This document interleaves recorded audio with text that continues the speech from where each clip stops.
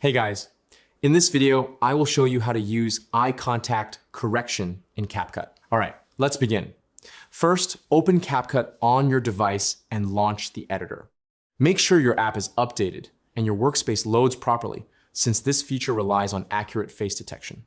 Next, import your video and drag it onto the timeline. Choose a clip where your face is clearly visible, lighting is even, and your eyes are not obstructed.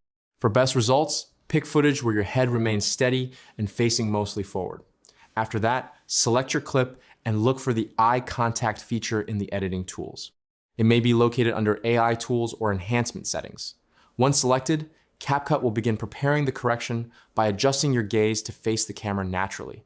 Now, wait for the processing to complete. The time depends on your clip length and device performance. Once finished, play the video and review the results.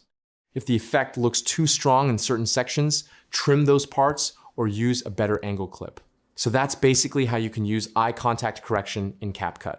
That's it for this video. Thanks.